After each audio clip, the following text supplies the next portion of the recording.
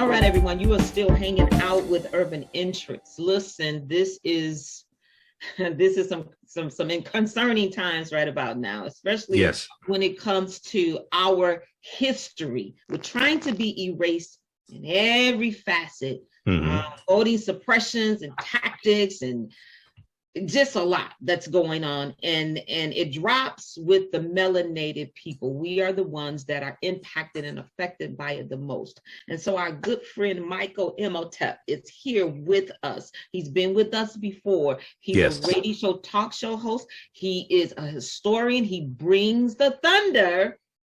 So you be ready, for this conversation. Hey, Mr. Michael, how are you? All right, Angela, how you doing today? I'm good. Listen, your name has significant roots in our history. It's a very powerful name. Tell us a little bit about it before we get into the conversation, just in case our audience may be just being introduced to you. Okay, well, Imhotep in the Medu Neter language, ancient language of the ancient Egyptians, means he who comes in peace. And it's spelled Imhotep. And Imhotep was also a person. He was one of the greatest people in human history. He was an architect. He was the architect of the step pyramid for Nasubiti or Pharaoh Zoser in the Third Dynasty. He was a mathematician, a philosopher. He's known as the father of medicine. So he was also elevated to the status of a deity as well, or a netter. So Imhotep in the 2001, I think it was, movie The Mummy Returns, they depicted him as a villain. They had the actor Arnold Vosloo, who was an Arab Eurasian looking actor and portrayed Imhotep. So many of our children think that one of our greatest people in human history and one of our greatest ancestors was a villain, but he was not. Okay, so this is why, we have to correct the history and protect the history. Now, you really, thank you for sharing that information. We always, know in our hearts that we have to continue to tell our stories from our perspective. And I know it's been an interesting time for you in the last year. So what has been the significant discovery or revelation that you've come across as it relates to our history? The most significant discovery. I mean, everything is significant. Everything's significant, because I know you stay on it. But what has happened in this last year? Been locked down and all of that. The last year. I'm not sure the most significant discovery. I know, for instance, was it October 2021? Actually right around October 12th for Columbus Day, or what some Europeans call Columbus Day, I interviewed Dr. David Imhotep, author of the book, The First Americans Were Africans, Documented Evidence. And we talked about his new book, The First Americans Were Africans, Revised and Expanded. And his book documents the fact that African people were here in this land we call the United States of America, going back at least 51,700 years ago, in the area that today we call South Carolina. There was a discovery made by Dr. Albert Goodyear, who's an archaeologist at the University of South Carolina, in 2004. And they discovered 13 different types of evidence thoroughly documenting an African presence in this country going back at least 51,700 years ago. They found artifacts, architectures, campsites, carvings, Egyptian writings, M174D haploid groups dealing with DNA and genetics. They found skulls, structures, skeletons, tools. And these were the Khoisan. The Khoisan are the short-statured Africans. They have the oldest DNA on the planet. They're the ancestors to the Ainu and the Twa. They come from Southern Africa. They go all around the world, and they were here as well. So when his two books are phenomenal. The first one's out of print. The second one is available at Amazon.com. The First Americans Were Africans, Documented Evidence, Expanded and Revised. And even though so I'm not saying the transatlantic slave trade did not happen. I'm saying we have to understand thousands of years of history that existed before the transatlantic slave trade happens and leads up to the transatlantic slave trade happening. And we also have to understand the African presence of the Africans known as the Moors in Europe, as well as in this land. And we know the Moors going to the Iberian Peninsula in 711 AD, General Tariq ibn Ziyad, it's what today we call Spain and Portugal. At that time, it was the Iberian Peninsula in 711 AD. They conquered the Vandals and the Visigoths, and they're going to settle in the southern portion of what we call Spain. And they're going to go all throughout Europe and to various degrees Africanize Europe. And the Moors are taking the teachings from the Nile Valley region of Africa, especially ancient Kemet. They're taking these teachings into Europe, the mathematics, the science, the algebra, the nautical instruments, musical instruments, new types of food. They're taking all this into Europe, and this brings Europe out of the Dark Ages. And we're going to see how different events lead to the transatlantic slave trade happening, and everything we taught Europeans came back to kick us in the behind, which is why I say I wish we had never taught them. You know, what you just said, I think you answered the question that I was going to ask you is, you know, we are inventors, creators. There's facts about this. Yes. You just gave us factual information. People can go look it up. Mm-hmm. We are not beastie. We are not inhumane. We are human beings with creativity, thought thinking, thought processing. Right. So talk a little bit and explain CRT, because this leads into that. Right. As people are stripping books out of school, right, and they are setting up rules and process procedures and laws that you can't teach this and you can't teach that because it might mess up the minds of the Caucasian students and community. So speak on that. Well, critical race theory is a legal analysis coming out of Harvard University, developing in the late 1960s, coming out of the civil rights movement. And it's a legal analysis to understand how laws and policies continue to oppress African Americans, understanding racism as a system of advantage and privilege distributed based upon race. And it is not something that's anti-American. It's not teaching people to hate white people. It's not something to make white children feel guilty. Critical race theory is taught at the is taught in law schools. It's taught in the graduate college level. Okay, mainly, maybe taught a little bit at the undergraduate level, but it's not something basically taught in K through 12. All right. So what's happened is this really goes back to Donald Trump. September 2020, there was an executive memo that Donald Trump did banning critical race theory being taught in training dealing with federal employees, September 2020. There's a good, I teach about this, and I teach two 10-week online history classes on the weekends, but also on my shows, on my radio show, the African History Network show, I deal with some of the origins of this attack on critical race theory.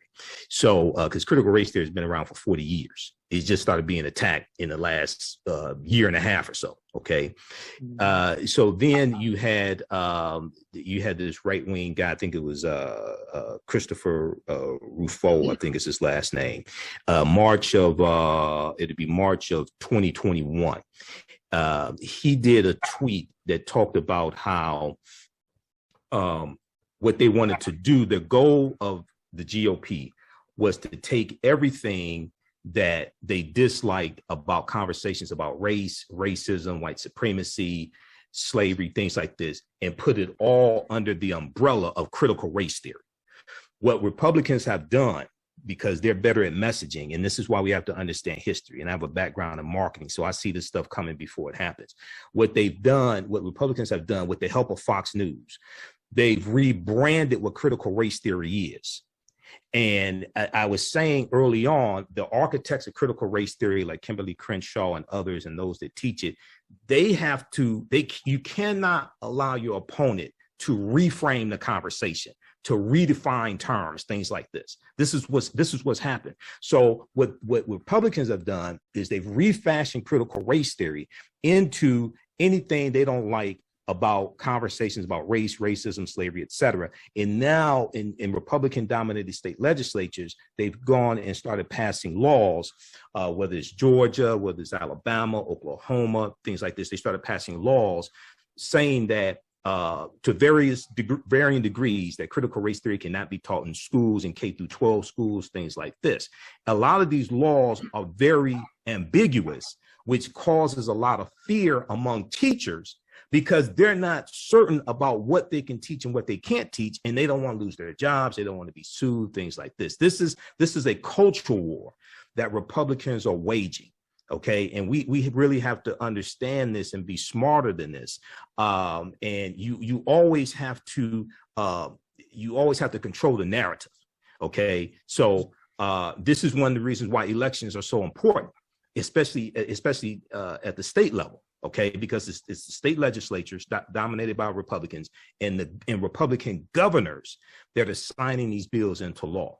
So when you look at in June of right around June 17th, 2021, when the Juneteenth bill passed the House and then passed the Senate and was signed into law by President Joe Biden, there were 14 Republicans in the House of Representatives who voted against the Juneteenth bill. Okay, and one of those Republicans was talking about critical race theory. Okay, it was I think it was McClintock, Representative Tom McClintock. He said, I don't think it is a healthy thing to reach into the dead past, revive its most malignant conflicts, and reintroduce them today in our age. Emancipation should be celebrated by honoring the person responsible for it, Abraham Lincoln, as we once did. But if you look at some others, they mention critical race theory, and I'm looking for the exact quote. I'll find it here. Critical race theory. This was but this was one of some of the ones who. Representative Matthew Rosendale. He said the establishment of Juneteenth was part of a broader effort by liberals to make critical race theory the reigning ideology of our country. So he's from Montana. Representative Matthew M. Rosendale, Republican from Montana. He's one of the 14 Republicans who voted against this bill. So we have to control the narrative, okay? And this is this whole time here, this is reminiscent of the Reconstruction era and the political violence that helped to bring about an end of Reconstruction, which is 1865 to 1877. So this is in some ways, this is even worse than Reconstruction because you ain't have a Fox News during Reconstruction. Okay, you ain't have a president during Reconstruction. You know, Ulysses S. Grant was the president, was a Republican. You didn't have a Republican president inciting an insurrection during Reconstruction. Okay, so in some ways, this is even worse than Reconstruction. You know, I will definitely agree with you, and it is so heartbreaking and it is so frustrating because the truth is right in our faces. Number one, it's right there. Yep. Number two, when the election, when Trump lost, Republicans told us what they were going to do. They said it.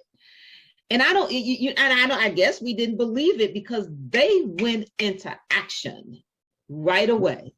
And if you look at some Republicans went into action right away, and then we see what's coming out with the January 6th committee, these hearings, and how detailed and how methodical the effort was to try to invalidate 81 million votes, including about 16 million votes for African Americans, because Joe Biden got 61% of his 81 million votes came from white voters, 20% came from African American voters. So yeah, but go ahead. I'm sorry. So Michael, here's my this is in my mind, and I'm asking the question because I think that we were presented with a lot when they, doing the impeachment trial. I thought that it was a clear. Which impeachment trial? There were two. The last one. The last okay. one. All right. Where there was some very compelling evidence. And even with this, the evidence is compelling. However, there has been some news media that has, and Republicans have said, and not only Republicans, but people in general, I don't care what you come out with, what you are presenting. The minds are made up. This is their person. You're trying to replace us, and we're going to roll with him to the end. And if we have to tear up America to make sure that we reign supreme and still remain supreme, then that's what we're going to do. Yeah, so you're dealing with the great replacement theory. You're dealing with, so what we have here, this is what Trump preyed on. P-R-E-Y. This is what he preyed on, because he doesn't pray, but this is what he preyed on. P-R-E-Y. What is it? Let me stop messing. 2 Corinthians. But this is what he preyed on in the 2016 presidential election. And I warned people on my radio show and the other platforms I'm on, I warned people over and over and over again during the 2016 election that we had to stop Trump, because I saw what was coming. Donald Trump was a backlash to 2 terms of President Barack Obama. And he's a throwback to Richard Nixon. Richard Nixon won the presidency in 1968 on the platform of law and order. That was Richard Nixon's platform, law and order. Richard Nixon was a backlash to the civil rights movement, the Black Power movement, to the rebellions taking place across the country, like in 1967 here in Detroit, things like this, affirmative action, et cetera. Richard Nixon was a backlash to all of that. Anytime you have periods of time where there's perceived progress by African Americans, there's always a backlash to that. This is what the end of Reconstruction was in 1877 with the Compromise of 1877 and Rutherford B. Hayes becoming president and agreeing to the deal he struck with the Democrats, and he agreed to remove the remaining Union troops out of the South who were protecting the rights to a certain extent of African Americans, which allowed the white supremacists to take back full control of the state legislatures and all forms of government in those states. So there's always a period of backlash, and Donald Trump was that backlash to 2 terms of President Barack Obama. And when he talked about Mexicans being rapists and murderers and things like this, he's preying into the fear of the browning of America that many white people have. Not all white people, but a lot of white people, especially Republicans, fear the browning of America. And we saw the 2020 census results where the percentage of white people in this country dropped below 60% for the first time since 1790 when the first census was taken. It dropped to 57%. And some white people have a fear that by the year 2043, they would no longer be the majority population in this country.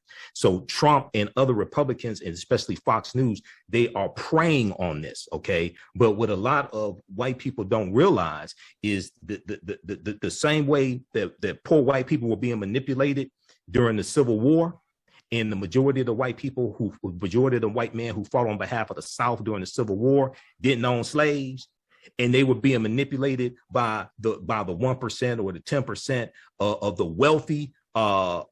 wealthy white people in the South who own slaves, things like this, and they're going risking their lives.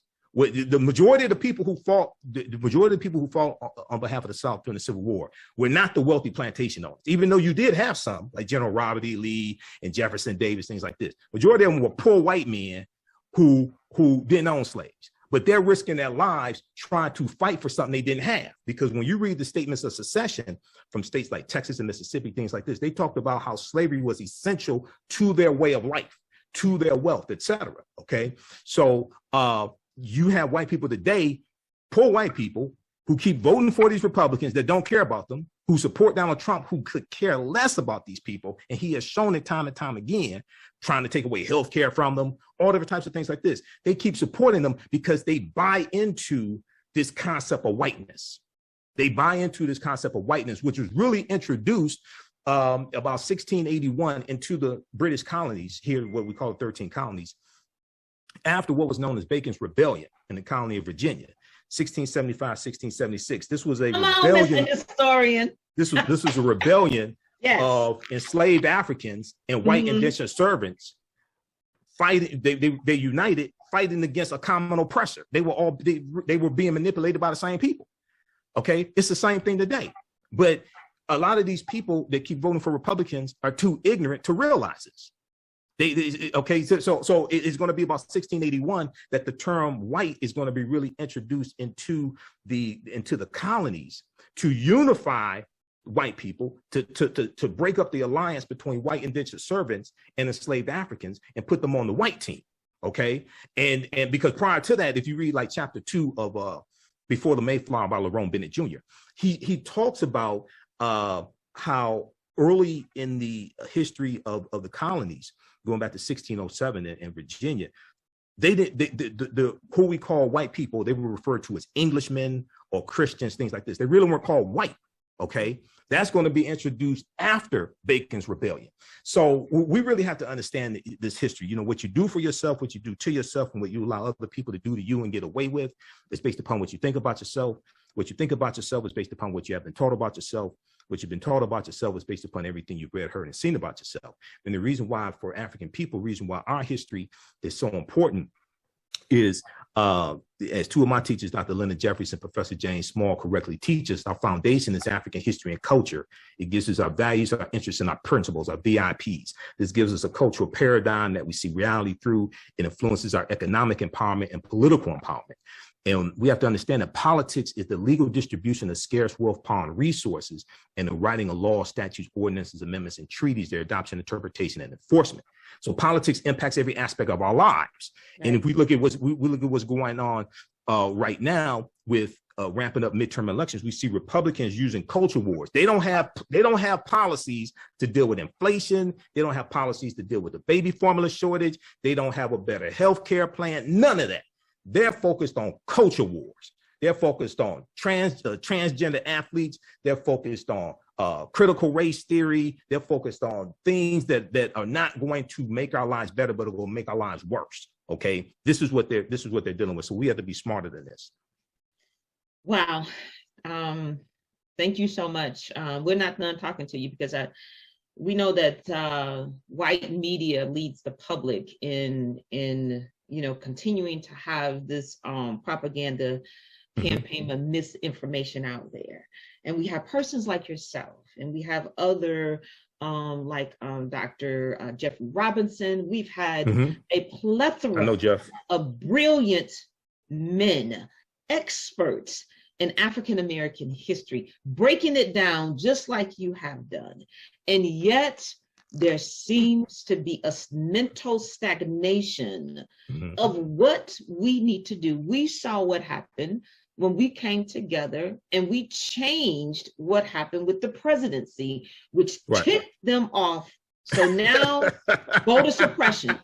So in my mind, if someone's trying to stop me from doing something that was successful before, that should tell us to come on now, continue the cohesiveness. Why are we not getting this, Michael? Well, because we don't understand history, law, and politics. This is why. So you talk about the 2020 presidential election, 81 million Americans, including 20% is about 16 million, maybe 16.9 million African Americans voted for Joe Biden and Vice President Kamala Harris, rightfully so. Okay. We were born we may have been born at night, but not last night. So what we see here, the backlash that we see from many Republicans is that, one, you also had the Senate race in Georgia, January 5th Senate race, 2021. Reverend Raphael Warnock and John Ossoff defeat the two Republican sitting senators, Kelly Loeffler and David Perdue. And this gave control a slim margin in the Senate for Democrats, 50-50 slim majority. So you had backlash because Donald Trump is a sore loser. He's a con man. He's a fraud. So he perpetuated the big lie even before the election took place. He said, if we lose, it's going to be because it's stolen. Okay. Then he comes out the night of the election, and there's still counting votes, and he declares that he won. Okay. No, he didn't. All right. And we see all this coming out in January 6th hearing. So you had Trump and his allies who raised $250 million in about 2 months, saying that they're going to file these lawsuits in court in all these states and fight the election results. They said it was stolen. This is the big lie. They raised $250 million from these ignorant people, okay, who don't understand the U.S. Constitution, don't understand any of this. And a lot of this was and he targeted cities that had high African American populations and said the votes were fraudulent. Detroit, Philadelphia, Atlanta, Milwaukee. Okay, he purposely targeted those to gin up the white supremacy and some of his followers, okay, and say, oh, those votes were illegal. We have to focus on that. All right. So and then when you look at Georgia is so critical because you got to understand the history of Georgia. Georgia is a former Confederate state. Once again, Georgia is the state that has the largest Confederate monument anywhere in this country. It's called Stone Mountain in Georgia. Yeah. It's a huge mountain, and on the side of the mountain, carved into it, are the images of General Robert E. Lee, Thomas Stonewall Jackson, I think it is, and Jefferson Davis. Jefferson Davis was the president of the Confederacy. So in 1963 in Georgia, there was a segregationist member of the state legislature named Denmark Groover. Denmark Groover pushed a bill, and he championed this bill to have statewide runoff elections in Georgia. This is why you have statewide runoff elections in Georgia right now. It was specifically designed to keep African Americans from winning statewide elections. It stated that if no one in the primary got 50% or more than 50% of the vote, you had to go to a runoff election between the two top vote getters. The reason why they did this was because if African Americans in the primary put all their votes behind one candidate, okay, they could defeat a white candidate. So this was designed to give white candidates a do-over and come back, and all white people could coalesce their votes around one candidate in the general, or one white candidate in the general election. This is why that law was put in place. Reverend Raphael Warnock, with the help of Stacey Abrams, Insay Ufa, New Georgia Project, things like this, they beat the system. Reverend Raphael Warnock was never supposed to win a statewide election because of that 1963 bill, because of that 1963 law, okay? This infuriated Republicans, especially a lot of white Republicans in Georgia, because that was never supposed to happen, all right? So then you had the January 6th insurrection, fueled by white supremacy, especially targeting African Americans, things like this, and Latinos who voted, Asian Americans who voted. And all this is reminiscent of the political violence that we saw during the Reconstruction era. When we talk about the Vicksburg Massacre, 1874 in Vicksburg, Mississippi, Clinton, Mississippi riot, 1875, the Eufaula Massacre and the Eufaula riot in 1874 in Alabama. And we're going to see these paramilitary groups, and I'm going to wrap up with this. We're going to see these paramilitary groups, the White League, the Red Shirts, the Ku Klux Klan, who were an arm of the Democratic Party at this time during Reconstruction, targeting African Americans. Today, they're the Oath Keepers. They're the Patriot Front. 31 of them just got arrested in Idaho because just got released. Well, they released on bail. No, they released on bail. They released on bail. They're being charged with a misdemeanor charge, but they were released on bail. Okay. And someone bailed them out. Mm-hmm. There was one person that bailed them out. I don't know how much money, but that says a lot. Well, yeah. I mean, the groups like that have attorneys and things like that. So they're going to bail them out. They're going to be charged. They're going to be prosecuted. They'll most likely be convicted as well. But you have the Proud Boys, the Oath Keepers, the Patriot Front, different things like this, who are an arm of at least a faction of the Republican Party to do the same thing today that those paramilitary groups were doing during the Reconstruction era. So Michael, yes. Real quick, I want to ask you real quick. So it really would, because I hear about the Reconstruction era when we're talking about this critical race theory, how these groups came about. So it really would do us good to go and read about that time in history of Reconstruction, would you say? So that we can understand at least understand more of the dynamics that are playing out today, because that was critical, that point in time in history. Absolutely. So when I teach about Juneteenth, I connect Juneteenth, June 19th, 1865. I connect that to the Civil War, the history of slavery in this country, but then the Reconstruction era, which is 1865 to 1877, where African-American men are getting elected to public office. You had about 2,000 African-American men who get elected to office. You have African-American senators like Hiram Rhodes Revels, from U.S. Senator from Mississippi, 1870.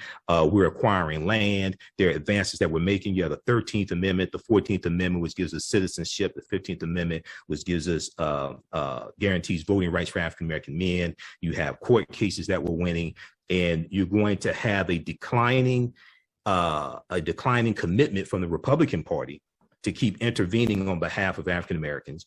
You're going to have the U.S. Supreme Court ruling against us in certain court cases as well. You're going to have these paramilitary groups that are trying to intimidate African Americans and keep us from the voting polls, just like today. All right. So I actually teach 2 10-week online history classes on the weekends. On Sunday, I teach from the Civil War to the Civil Rights Movement and Black Power, 1865 to 1968. And it's a visual class that I teach.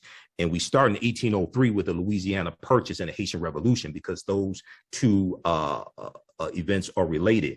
And we go throughout history chronologically to the Civil War, Reconstruction, Jim Crow era, World War I, World War II, Great Migration, Civil Rights Movement, and Black Power movement, to see how all that history is connected, the laws and policies put in place to put us right where we are today, to understand where we need to go from here. So reconstruct, when we talk about, when we have these celebrations of Juneteenth, this is not just about barbecue and watermelon.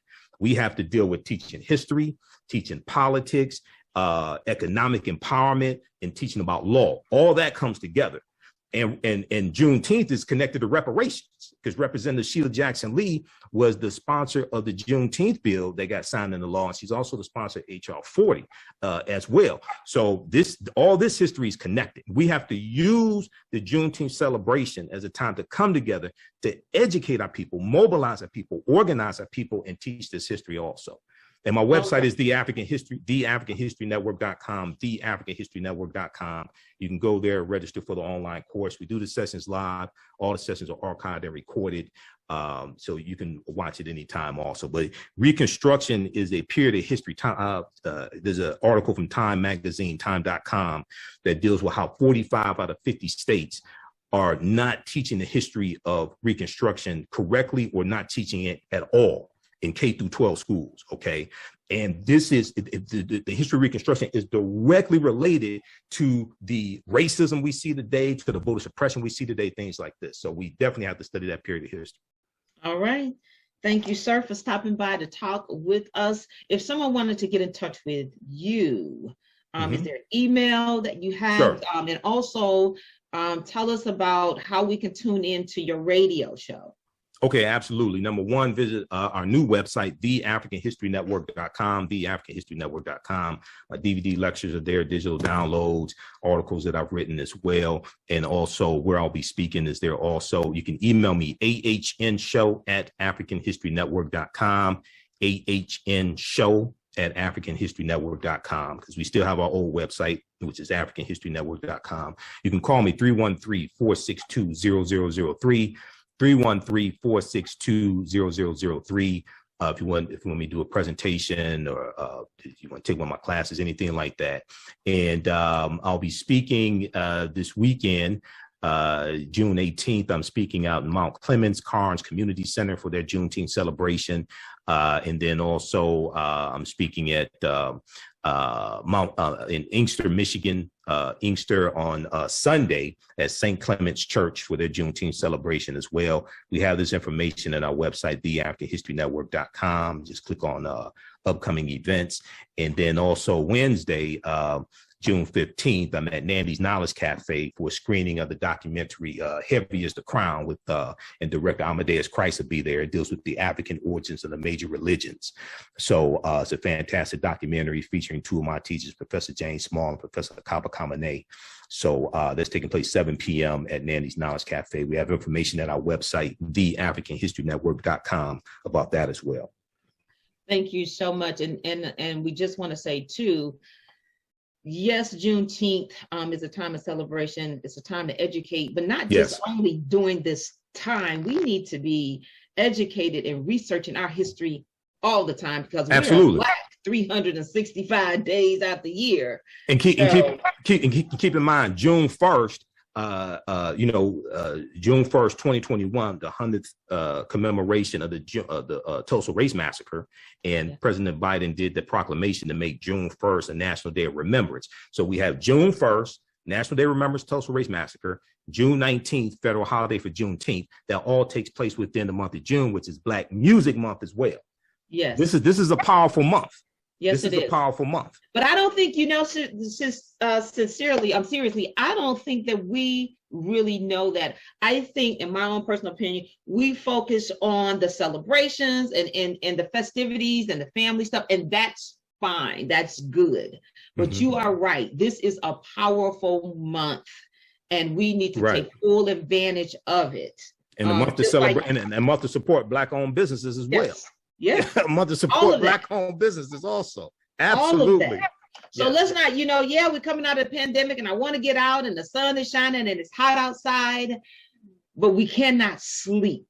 We have to stay woke on this, and we have to stay involved and engaged, because along this platform all across the United States of America, some people are losing seats right now. I'm getting dings on my phone about races in Texas and races over here and over there, where a certain party is putting their pegs in place to take us backwards, and we cannot sleep. They're trying to take us back to 1890 in the Mississippi State Convention, where they rewrote the Mississippi State Constitution to impose poll taxes and literacy tests.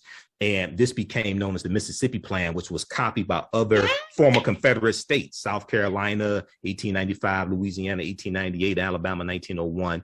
And this was specifically designed to target African Americans, to suppress the African American vote. So with poll taxes, you had to pay a tax to be able to register to vote, maybe $2, $2.50, something like that.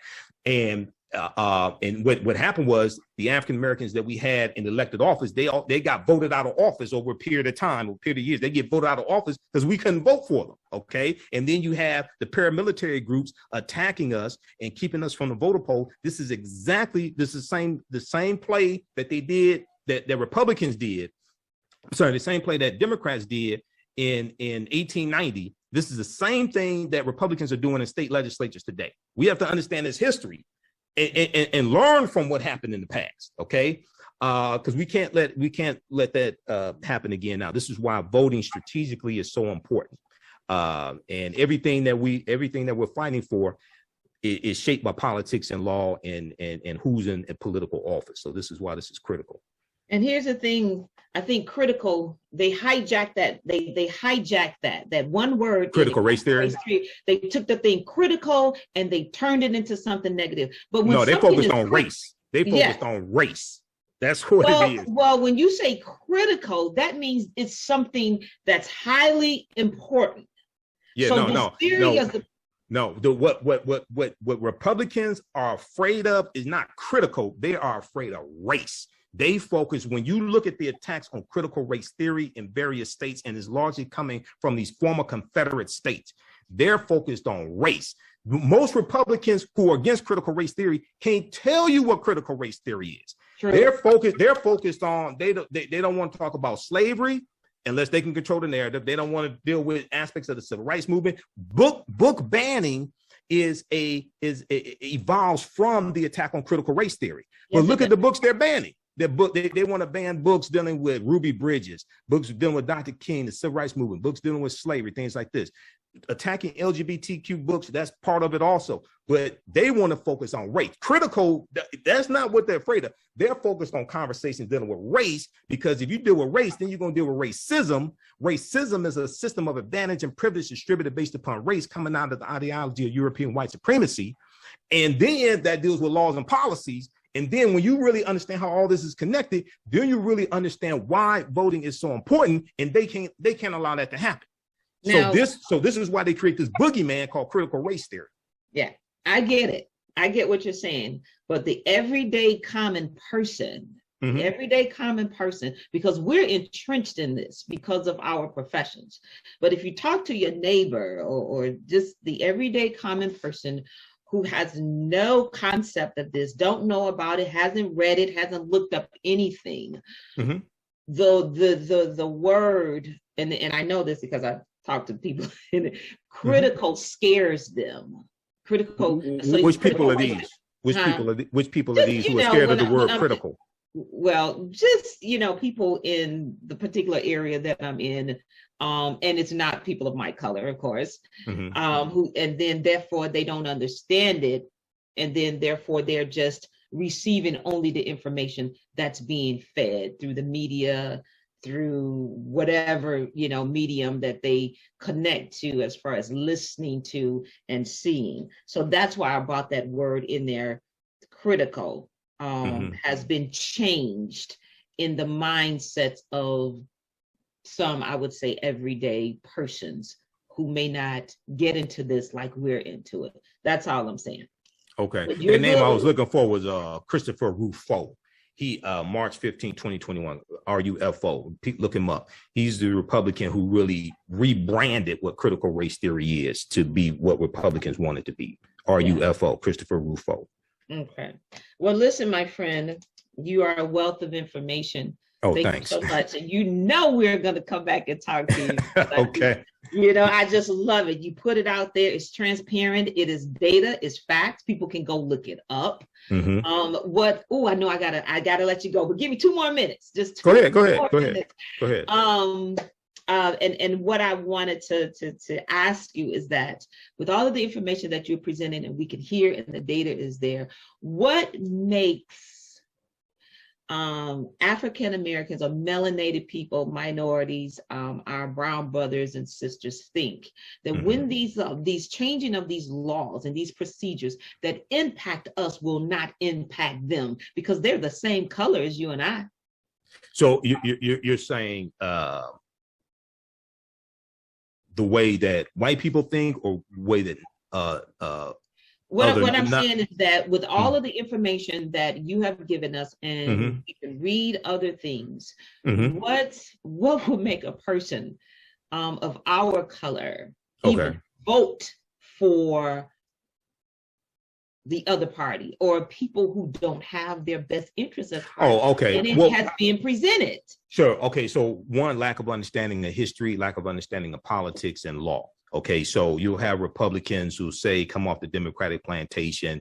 They'll say you may have some. I heard some Black Trump supporters who want to quote excerpts of Malcolm X talking about Democrats, but don't look at the full speech, like the Battle of the Bullet, March 29th, 1964. But in that speech, Malcolm X talks about registering African Americans as independent voters. Okay, so what we don't do a systems analysis. And a lot of those African Americans who end up voting for Republicans don't do a systems analysis. And so you have people like a Candace Owens that say, Democrats and the Klan, things like this. Yeah, but you don't talk about Republicans conspiring with Democrats to end Reconstruction, the Compromise of 1877. You don't talk about the Lily White movement in 1928 when Republicans ran Herbert Hoover as their candidate for president, and they implemented a Southern strategy to appeal to Southern segregationist Democrats in 5 former Confederate states to get these Democrats to vote for Herbert Hoover. And the Republicans started ignoring the needs and concerns of African Americans. They were ignoring the rise of the Ku Klux Klan, which became very powerful again in the 1920s. And this started what's known as the Lily White movement, which was a movement to push African Americans out of the Republican Party, which is why we started slowly going over to the Democratic Party. So you're dealing with people that don't understand history. They can't run that on me. When they come at me with that nonsense, they get stopped dead in their tracks. I know they're lying. I know they haven't studied the history. So I encourage people to go to blackpast.org. They have about 6,000 pages of history dealing with African Americans and African American history. Read June 28, 1964. Read Malcolm X's By Any Means Necessary speech, where he lays out a 5-plank platform and announces the Organization of Afro-American Unity. And he talks about the importance of voting, and he talks about registering African Americans there as independent voters. Okay. Now today, if you register as a Democrat, I totally understand, because you got a white nationalist domestic terrorist party, the Republican Party. Okay. There was a party realignment that took place starting in 1928, and it completed in the late 1960s after President Johnson is reelected in 1964. He runs against Barry Goldwater, U.S. Senator from Arizona. Barry Goldwater's anti-civil rights. By 1960, 2/3 of African Americans had already switched over to the Democratic Party. Okay, we didn't see them as being perfect, but we saw their policies as being better for us than the Republican Party. Okay, and then a lot of the Southern segregationists in the Democratic Party left the Democratic Party like Strom Thurmond, and they went to the Republican Party, which is where they died, and their children are today. So you can't quote Malcolm in 63 or 64 without understanding the context and what happened after he said what he said. You have to relate that to history and understand what's going on today. All right. We can go on and on and on. I'm gonna let you go though. Okay, no problem. I know you got another one. So come back. You know I'm gonna have you back. Just let me know anytime. Yep. All right, Mike. Love you much. Talk to you. All right, Angela. All right, peace. Thank you. All right. All right, everyone. We are gonna take a quick break. We're gonna wrap up. That was a dynamic conversation. A lot of education was in that conversation, hoping that you caught it. We just need to know what's going on. In order to know what's happening today, we must know our history. We'll be right back.